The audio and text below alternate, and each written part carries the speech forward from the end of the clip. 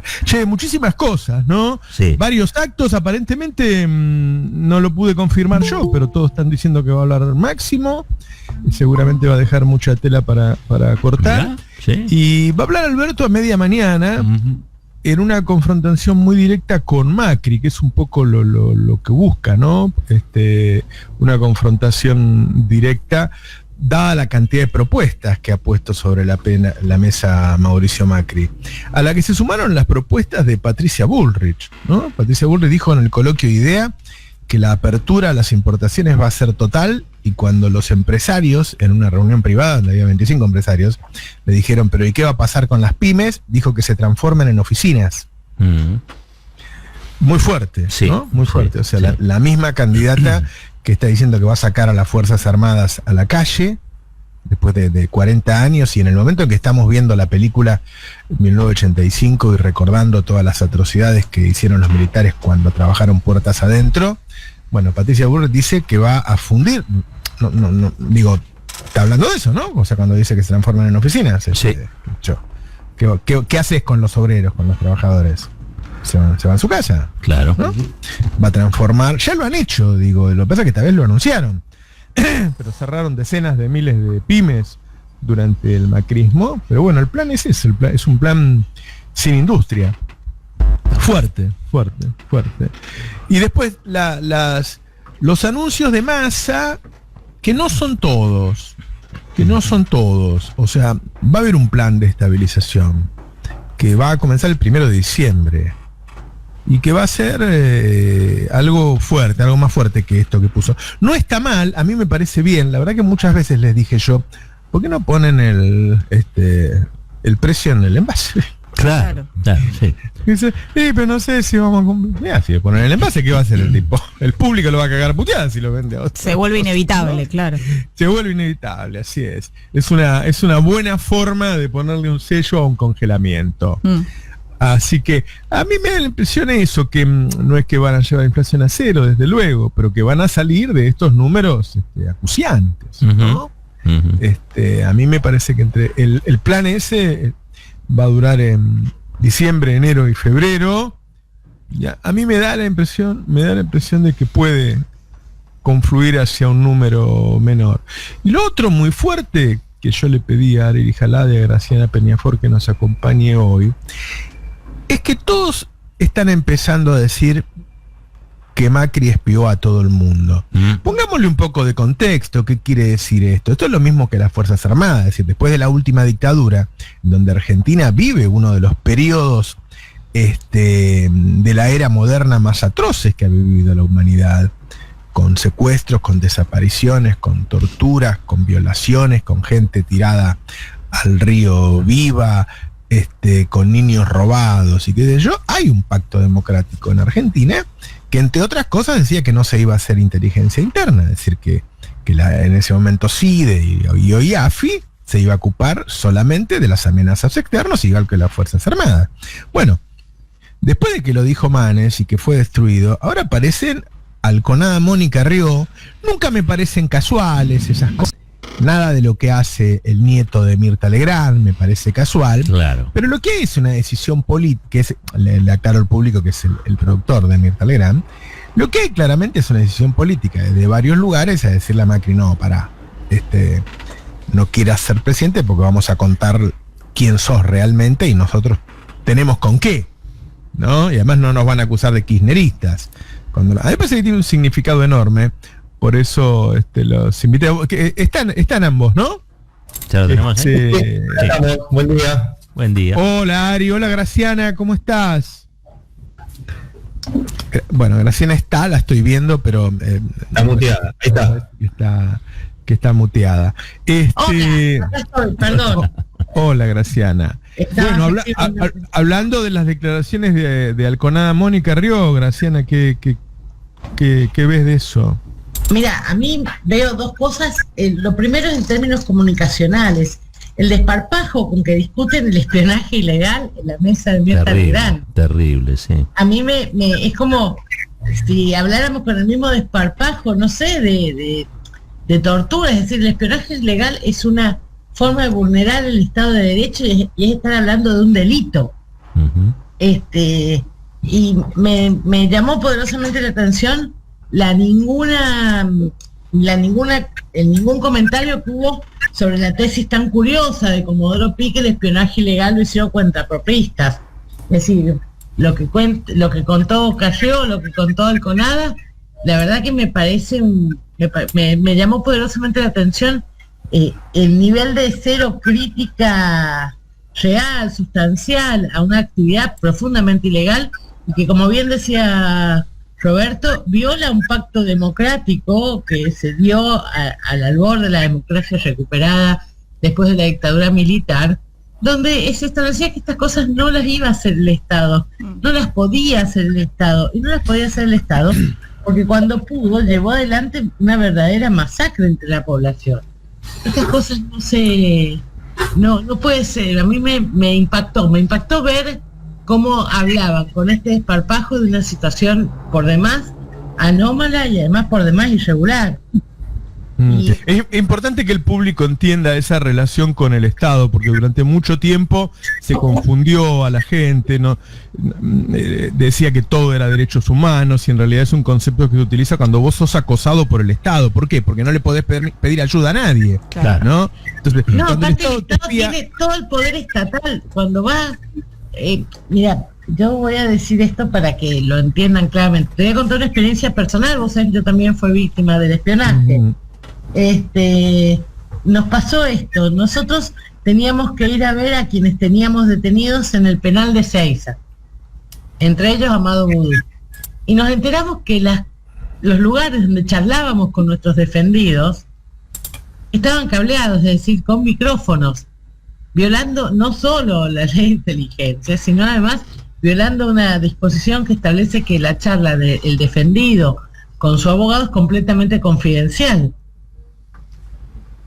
Según ellos, quienes cablearon los penales eran cuentapropistas.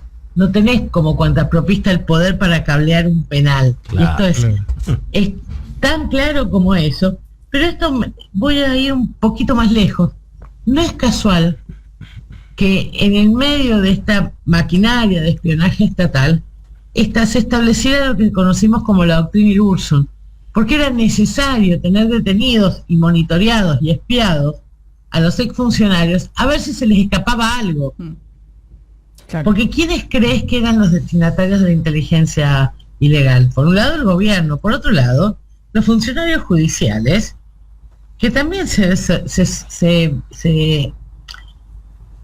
valían de esta información ilegal, al punto que Stornelli trató de usar las desgrabaciones de las charlas ilegalmente espiadas para defenderse.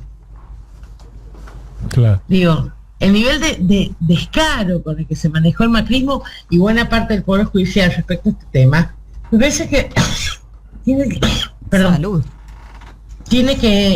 que tomar relevancia. No puede ser solo un tema de salón o una charla casual en un almuerzo de Mirta Legrand. Y yo no quiero dejar de olvidarme que en esa misma mesa de Mirta Legrand, otra gran tarea de inteligencia que se llevó adelante fue la parte de Natacha Haidt hablando, y ya se ha comprobado que todo el mundo que circulaba alrededor de Natacha Haidt en esos días pertenecía a los servicios de inteligencia. Y esto me parece que no es menor, porque vemos como, mirá lo que dijeron en la mesa de Mirta Legrand. Yo no me olvido que la mesa de Mirta Legrand fue parte de la estrategia de blanquear el espionaje ilegal. No, pero lo que está ocurriendo es que hay una parte de Juntos por el Cambio que está en este momento intentando frenar a Macri, claramente, porque tendrán otros intereses, y me parece que esa pelea de intereses en el seno de Juntos por el Cambio, que se ve ganador, es la que está haciendo que empiecen a atacar a Macri, personajes que hasta hace poco no querían hacerlo, digo, y no me parece casual que vengan después de Manes, como diciendo, bueno, a Manes cuando dijo algo lo mataron, bueno, ahora vamos lo disciplinaron. A Carrió no la van a disciplinar, seguramente. No la van a... Pero también saben que Carrió ama más el poder que la ley. No, desde luego, Carrió tiene lo suyo. Yo digo que entienda fundamentalmente los más jóvenes ¿Qué quiere decir cuando el Estado te espía? Que, como cualquier cosa que te haga el Estado, vos no tenés a quién pedirle que te ayude, ¿no? Se te acabó. No es cuando se dice, no, los derechos humanos porque vino un ladrón y me entró a mi casa. Bueno, podés llamar a la policía, podés llamar a un fiscal. Vos decís, bueno, pero no son eficientes, pero tenés a quién asistir. Cuando vos te lo hace el Estado, a mí, nada, me tomaron todas las cuentas, el teléfono, qué sé yo. Estábamos en reuniones de producción, me acuerdo siempre, una vez me llama una amiga que estaba con Triaca, y nosotros estábamos preparando la producción sobre Triaca. Y mi amiga le ve el teléfono a Triaca, donde dice, Navarro te va a atender el domingo. Y el remitente era la turca. La turca es Magdalani. Es decir, me tenía pinchado y a los 15 minutos que yo dije, el domingo vamos a hablar de Triaca, ya Triaca lo sabía. ¿Y a quién le pedía yo que me ayudara con eso? No tenía a quién pedirle. No tenés a quién pedirle. A nadie, pero además voy a decir esto, están vulnerando una esfera muy personal. Porque ¿qué pasa si vos no solo estás discutiendo una nota de producción? ¿Qué pasa si estás discutiendo una situación familiar? Claro. Resultado. Bueno, pregúntale a Santilli. Claro. Bueno. ¿No? Yo, perdón, sumo una cosa a todo esto. En la causa que hablaban Alconada Amón y Carrió, es la causa donde se espiaba a Cristina, donde se espiaba a Rodríguez Larreta, a Santilli, a Monzó, a Mazot, a Barrio Nuevo, a Graciela Camaño. Es larga la lista de espiados en esa causa. Y hay que recordar que esa causa comenzó en Lomas de Zamora, en manos del juez Federico Villena, que en estos días volvió a estar ahí en los diarios porque finalmente el avión ese venezolano-iraní tuvieron que liberar a todos y se les terminó el show. Y se hizo todo ese espionaje bajo una causa que tenía el juez Villena, que era la causa G20. O sea, Macri usó como excusa que se venía la reunión del G20 para decir tenemos que espiar a todo el mundo. Realmente sacaron esa causa de Loma de Zamora, la llevaron a Comodoro Pi como hicieron con todas las causas, y en Comodoro Pi lo que pasó, como decía hace un rato Graciana, es que dos jueces nombrados por Macri, Mariano Llorens y Pablo Bertuzzi, dijeron que el espionaje a Alconada Amón, a Cristina, a Santilli, a Larreta, a Barrio Nuevo, a Camaño, a todos estos, eran simple ideas cuentapropistas de los espías, y eso fue confirmado después por Mariano Borinsky, que era uno de los que se juntaba con Macri en la Quinta de Olivo. Y esto está hoy en la Corte Suprema. Hago todo este relato para decir que ayer, cuando el presidente retoma este tema y retoma el video de la reunión de la mesa de Mirta, y dice, algún fiscal de la Nación tiene que investigar esto. La verdad que es cierto, algún fiscal tiene que investigar esto. Ahora, los fiscales en la Argentina no tienen poder para investigar esto, porque seguimos con un código donde los jueces son los que tienen decisión sobre todo esto. Y todos los jueces que intervinieron en esta causa son jueces que no deberían estar ahí y que el presidente los podría haber sacado por decreto, por lo menos a Bertuzzi. O sea, no hubiéramos llegado acá si estos jueces siguieran en esos cargos. Y hoy el tema, esta causa está en la Corte Suprema. O sea, no hace falta. Corte Suprema, que quiero señalar, también fue víctima de este grupo de espionaje. No nos olvidemos que dentro de... Bueno, es importante también que todo eso, o sea, todo el movimiento mafioso estatal de Mauricio Macri es para implementar un proyecto económico, no es para otra cosa. No es para otra cosa. Nosotros la semana que viene, entre los editoriales que vamos a hacer, yo voy a hacer uno con un laburo de Ari Lijalad, en donde él pone cada vez que hay un accionar de estos, qué pasó en materia económica, ¿no? Y estaba preparado de esa manera, siempre estaba preparado para imponer un proyecto económico. ¿Por qué no le hacemos escuchar al público esta charla tan cortita que hubo en la mesa de Mirta Legrand con Alconada Amón y Carrió? A ver. Voy a decir algo. Yo sufrí tanta persecución, llevo 30 años, pero nunca, como por parte de sectores de mi propio gobierno, que hicieron un daño terrible. Y hay un caso bajo secreto de sumario, porque yo no quiero comprometer a todos Juntos por el Cambio, pero el daño que le hicieron a mi familia es ya irreparable. Así que... ¿De su propio gobierno? El fuego amigo, sí, el famoso fuego amigo. Claro, y fue el canciller, Fori, parte de eso.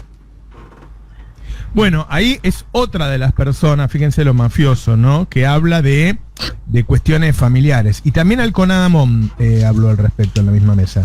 ¿Persiguieron? ¿Te espiaron? Sí.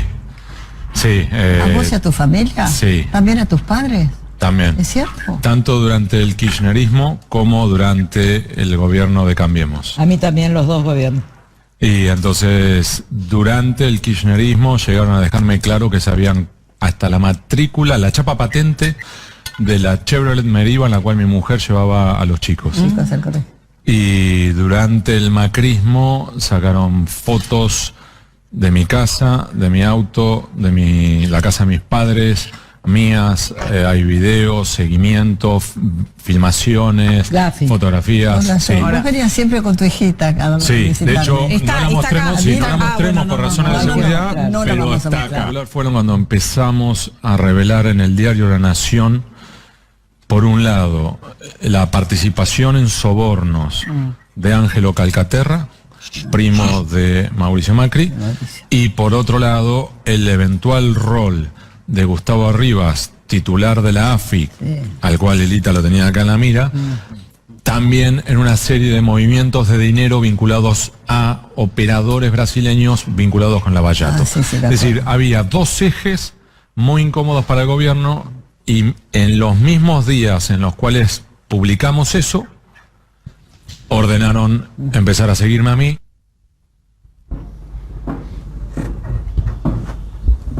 Hola. Bueno, fueron Mirta preguntándole por Cristina y él dice, me espiaron los dos. Sí. Y ahí sale con eso. Claro. ¿No? Y ahí Carrió.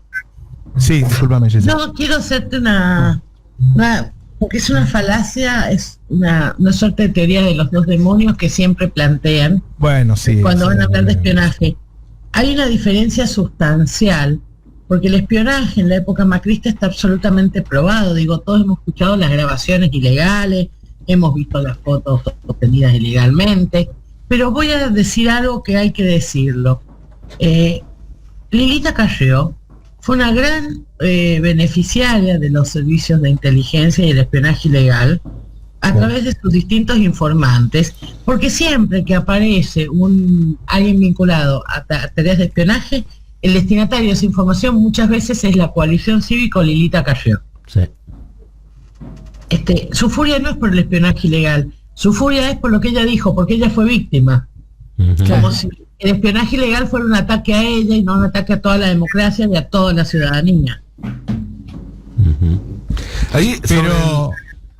Sí, discúlpame. No, sobre el tema de esta cuestión de dos demonios, que es algo que es un recurso que constantemente utiliza la oposición, diciendo, bueno, está bien, pero el kirchnerismo también lo hacía, el peronismo también lo hacía, ellos no son democráticos, entonces nosotros nos vemos obligados a no ser democráticos para poder enfrentarnos. Y hoy, 17 de octubre, a mí me gustaría recordar que cuando la multitud llenó la Plaza de Mayo para liberar a Juan Domingo Perón, Perón no entró a la Casa Rosada como podría haber hecho para tomar el poder para sí, sino que pidió que se convoque elecciones. ¿Sí? Y en ese acto fundó el carácter democrático del movimiento peronista. Pongámonos en época, 1945-46, si Perón tomaba el poder para sí, nadie lo hubiese juzgado o condenado con las categorías que utilizamos hoy en día, era lo más normal del mundo. Digamos, hay una puja de poder, uno la gana y entonces se hace del poder. Pasaba en todos lados. Y Juan Domingo Perón ese día decidió que no, que lo que tenía que hacer era convocar para unas elecciones que iban a ser 6 meses más tarde, en febrero del año siguiente, para asumir el poder en junio del año siguiente, casi 9 meses más tarde. Y es lo que hizo, digamos.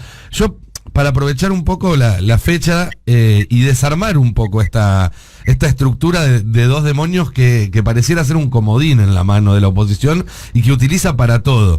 Decir que el peronismo es más violento, que el peronismo espiaba, que el peronismo es antidemocrático, cuando claramente un repaso de la historia nos muestra que no hay una simetría ahí. Y son dos demonios que ninguno son ellos a la vez, ¿no? Digo, es como que siempre se enuncian como por fuera de eso.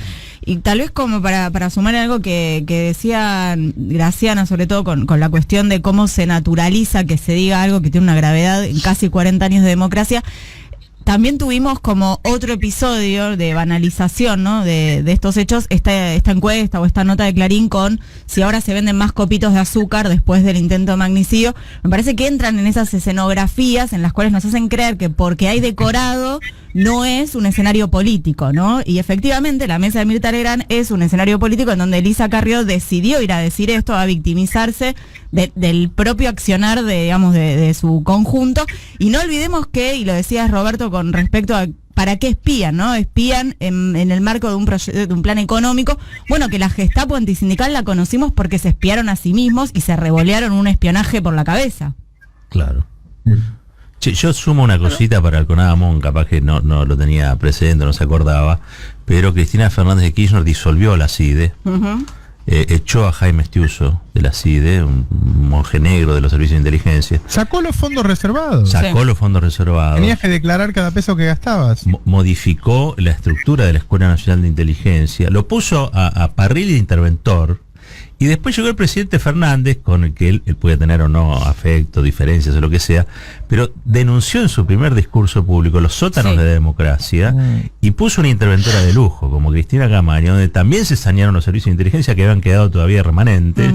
Digo, todo eso también hay que poner en análisis. Ahora, si no, ¿me dejan agregar algo que me parece importante?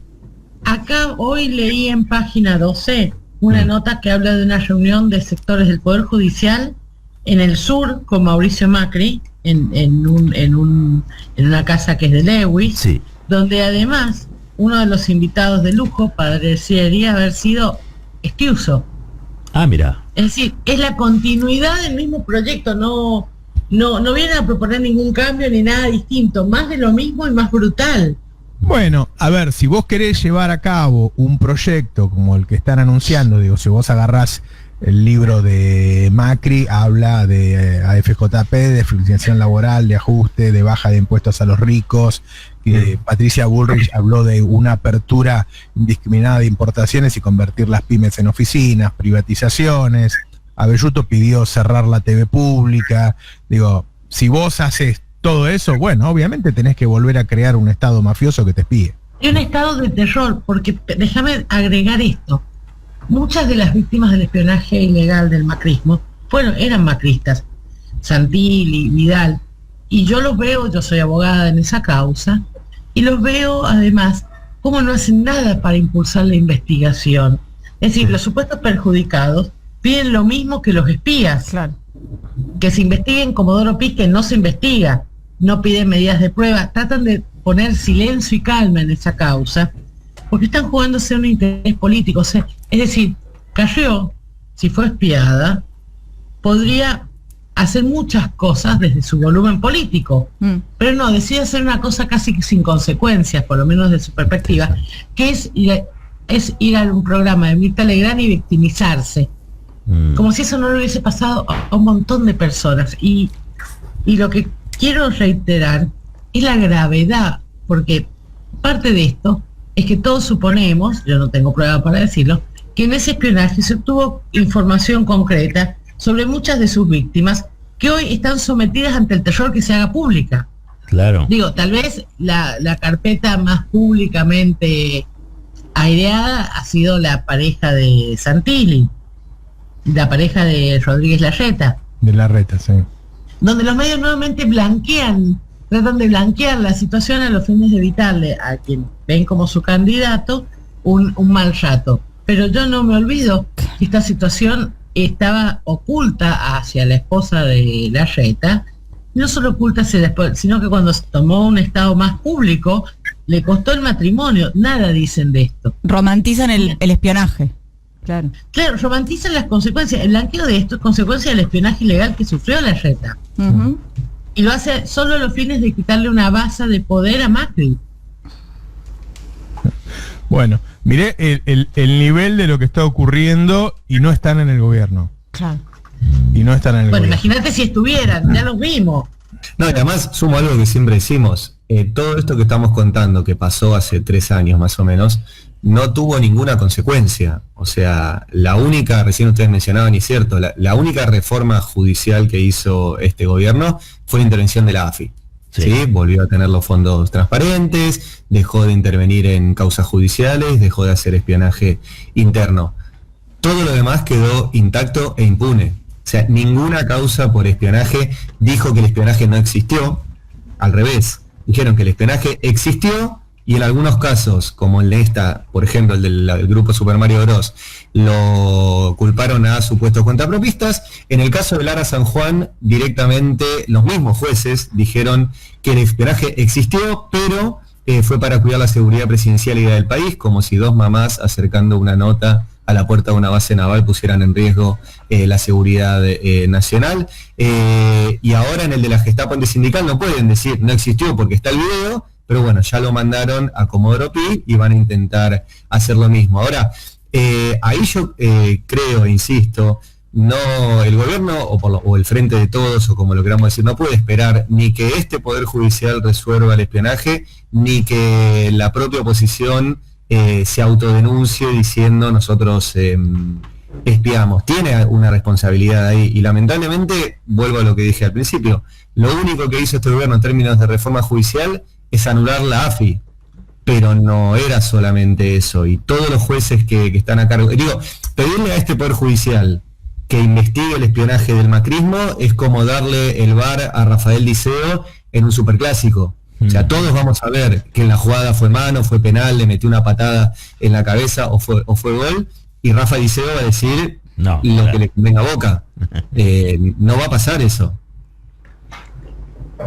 Bueno, y sale una nota hoy en Página 12 que nosotros la estamos chequeando para publicar nosotros en caso de que podamos hacerlo, de que podamos chequearlo, de una reunión de jueces y fiscales de los que suelen encubrir a Mauricio Macri este fin de semana, nada menos que en Lago Escondido, ¿no? Pero es que, Roberto, ¿sabés la impotencia? Déjame que te lo diga como abogada, que yo como abogada tengo que interactuar con esos jueces y esos fiscales y sé que me están mintiendo en la cara, como me pasó cuando recusábamos a Hornos y Borinsky la causa de Timerman, y los señores iban a tomar cafecitos a escondidas a Olivos o a la Casa Rosada. O sea, convierten todas las reglas de la democracia en una ficción en la cual estamos todos girando alrededor de algo que es mentira, de algo que no funciona, de algo que no te va a garantizar justicia.